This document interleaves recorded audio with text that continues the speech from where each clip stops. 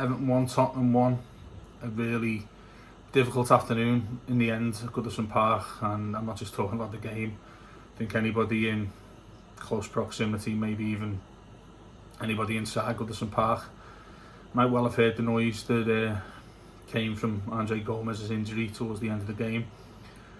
The tackle itself, I think, has caused a lot of outrage amongst many Blues on Twitter, and probably rightly so. Personally, I think it's a cynical attempt to take a yellow card for your team by Son. You can see he's absolutely mortified, which I know doesn't mean anything really in the grand scheme of things because the damage was done. Obviously the collision with Aurier after it, without the benefits of seeing a replay because Sky refused to show it, suggests that that's where the damage was done.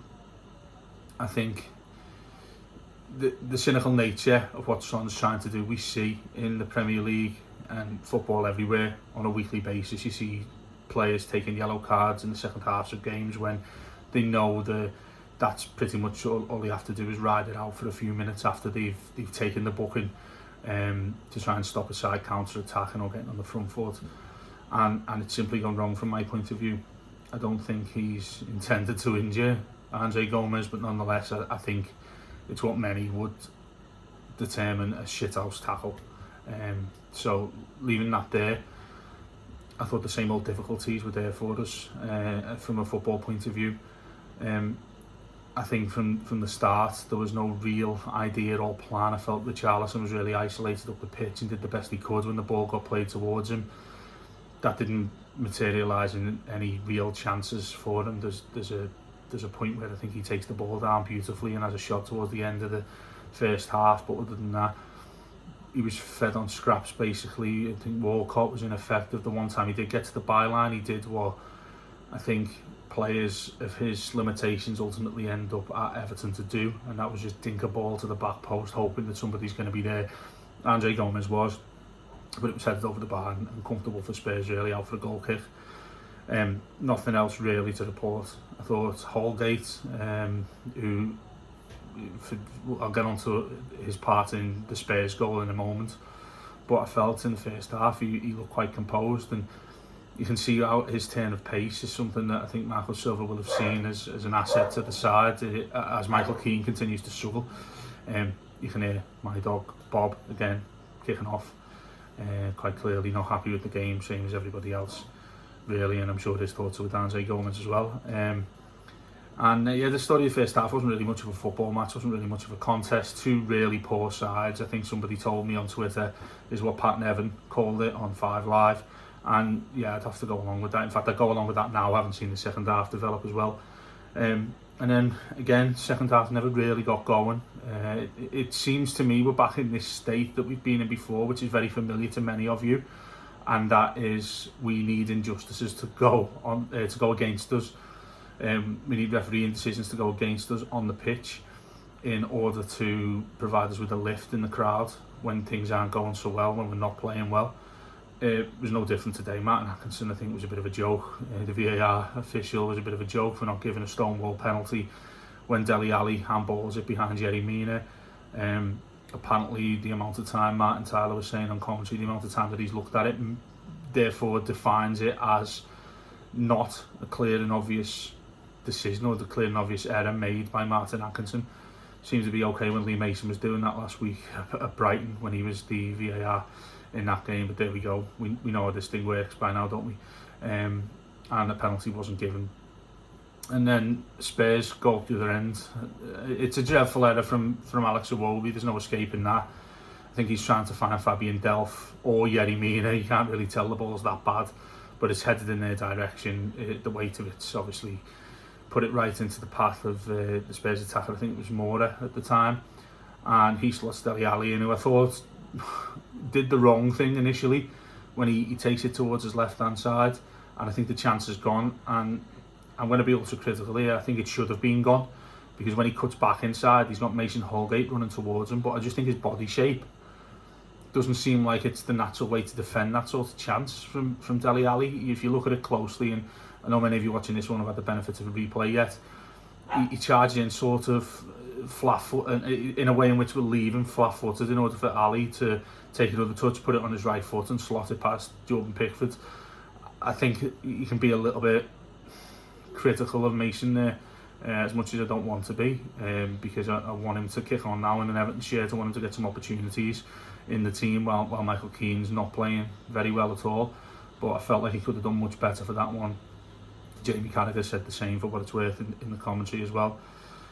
And then it felt again like this game was going nowhere for us. We weren't creating any chances. It all looked a little bit desperate. Cenk Tosun was put on at the time, and again, you know how I like looking stupid on social media. I said that Moise Keane should get on the first plane out of John Lennon Airport for not being the first alternative that we look to on the bench, not least on Calvert-Lewin as well, who's the top scorer out of the three of them comfortably this season. It was Cenk he decided to turn to. You know, I don't think he's longed to be in an Everton shirt, which probably shows how desperate Marco Silva is. Take your personal views on Tosun aside for a moment on whether you think he should be playing in this side for footballing reasons. By the way, I'm not going into anything else right now.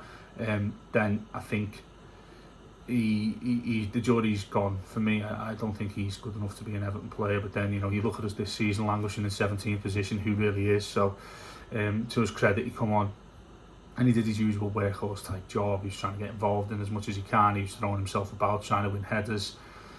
The sort of rough and tumble thing you sort of expect from a striker who's I don't think is particularly great, but he obviously, his main assets include the work rate and include putting himself about physically to try and bully the Spurs defenders, and I think he did that to an extent. But again, it felt like there was such a detachment from the front players to everybody else in the team. The midfield, it looked, I mean, the Everton social media nearly had a heart attack when I saw the formation they put out. It was 4-3-3, which is what I think many of us have been asking for some time. Let's be honest, it didn't work. It didn't work at all, and such is the fickle nature of football. I see many people asking for 4-2-3-1. That's how it goes. You pay your money, you take your choice. And then from that point on, I felt like we were going to lose the game 1-0. I thought Spurs looked quite comfortable.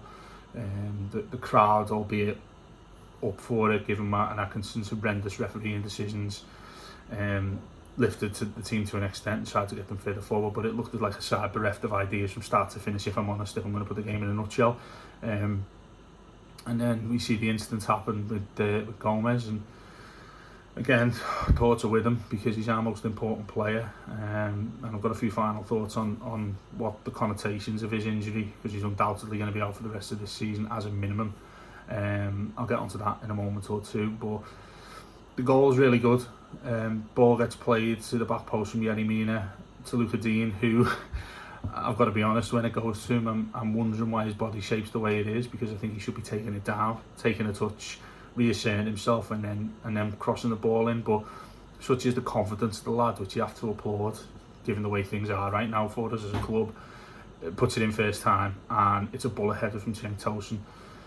I think the thing I will say about Tosun in that moment as well is that he almost outmuscles down the Calvert-Lewin to get that header in. Such is his desperation and his will to get his header in on goal, and he should be applauded for that. I thought it was an excellent header. And we get to 1-1, and then it's Spurs a little bit like the Alamo towards the end. We didn't justify getting 3 points out of that game. I think that even the most staunch of Evertonians would agree with me there. But could have nicked it in the end. I think Sidibe, who I thought had an okay game going forward, made a couple of decent passes. I actually think he's got some great footwork on him as well. I think he was a little bit too keen to show that off towards the end when we were just wanting the ball plunged into the box with time running out. But he dwelled on a little bit. I think during the game there were issues with Ben Davies marauding down his side with Walcott and Sidibe, which has worked relatively well. I thought it worked really well against West Ham. Not to the same effect today, of course. And then, you know, full time 1-1. Point doesn't do either side any favours really. Although I guess with what's to come for us in the December fixture list, we need to you know, get what we can right now, because we look quite far away from winning games of football at the moment. Final thoughts are, I think, and it might sound a little bit cynical of me here, but if that Andre Gomez injury doesn't happen and Everton still draw that game, so let's take the Gomez injury out for a moment, I think Marco Silva would have got a hell of a lot more criticism that's going to be coming than what is actually going to be coming his way in the aftermath of this game, obviously, because everybody's thoughts will be with Andre Gomez. As a performance as a manager, I thought he was quite poor. Of course, he'll take the plaudits for putting Chen Toast on and making that decision. Look, it's a high risk game that we're all involved in here, isn't it? And you know, many would say he should rightly take the plaudits for that, but I thought the plan wasn't there all afternoon long for me. I don't think there was any real cohesion between the midfield and Richarlison up front, who looked like it was set up that Marco Silva might have seen Ashley Barnes in Richarlison, because he was that isolated and had to compete for some long balls and headers with Toby Alderweireld and Davison Sanchez as well. So I'm not sure what the idea was there. So yeah, I mean, it felt really flat to me, and I'm not sure what the idea was from Silva. Perhaps he'll explain in his press conference, but nonetheless, a lot of grit and determination to get back into the game, particularly given the circumstances of how everybody was feeling after the Gomez injury. But attention now turns to what happens next. And I have to be honest, I know anybody who watches our content on the Blue Room knows that, gives me the reputation as being some sort of doom mongerer. I've been called a masochist, but I have to say, I think I'm fully justified in saying that these are very worrying times for our football club right now, because we have two games coming up, one against Norwich at home at Goodison in a couple of weeks, and next week away at Southampton, who've actually started to show a bit of fight. They had a double header against Manchester City, scored in both of those games, and may well count themselves a little bit unfortunate not to have taken something from the Premier League game on Saturday afternoon. Quite clearly they'll be up for this, because they'll see it as a game they can win, as they did last season, quite comfortably last season. So that's going to be really tough going to Southampton next weekend. And then Norwich, you have to say, is much win. But you know, if we don't take, I'm going to say, if we don't take 6 points, I think we're in real trouble here, given this run that we've got in December. And moreover, Andre Gomez is probably he is our best midfield player. I don't think there's any question. He's probably one of our, say, top three in the team and in the squad. He's not going to be around for the foreseeable. We've already got a midfield that's missing Gabaman, who's obviously out for the next 3 months or so we won't be seeing him until, I guess, around February time, come the spring. So I think, you know, that's probably a third of the season at the max that he's going to get. You've got Davis, who's been out of favour with the manager until recently. You've got Delph, who's got his own injury concerns throughout his career. So it looks really bare in that midfield right now, which is obviously a concern. It's difficult enough when we're not playing well, but it's even more difficult when you are limited in your options there. It's funny because when David Moyes was our manager, these are the exact situations where you expected Everton to stand up and show a lot of resilience, the backs against the wall stuff and things like that. That was when Everton generally come out swinging. I'm not so sure we have that under this manager. I'm not so sure we have those players who are going to come out fighting, despite the amount of war cries you'll surely hear over the next few days before we go to Southampton next week. So I'm really worried, guys, I have to say. The hellacious run of games in December. And I know people make the argument that you know, we perform our best at Goodison against top sides. Well, we performed well against top sides towards the end of last season. There may be all sorts of reasons for that. We played really well in those games, admittedly. But I feel the situation's a little bit different now. I don't feel like we have things sorted out like we did last season. We had a competent back four with Mina and Kurt Zouma, obviously.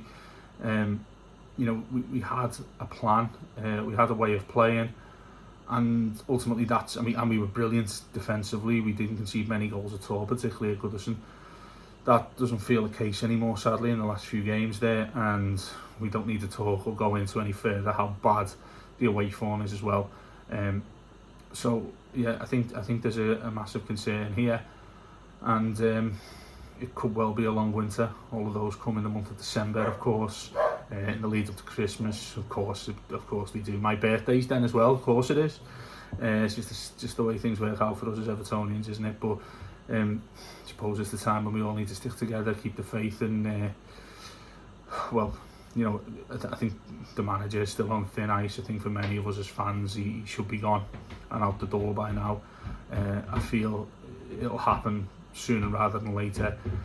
The main concern over that is how long do Everton wait before changing this, because the mitigating circumstances are there, obviously, with the injuries, but I think was it great under Silva before a lot of these problems come along? Obviously not. That's 11 points from 11 games, given the fixture we've had, is really poor, and we're in 17th place in the Premier League.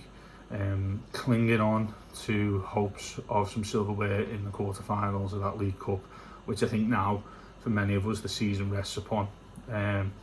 Because that today, I think, compounded everything for me with Gomez getting injured. It's been a horrendous season. Couldn't have foreseen this happening in August. Well, you probably could have foreseen it happening in August, because that's the way things go with us, don't they, in the Mashiri era. So no doubt we'll be getting into this and a lot more.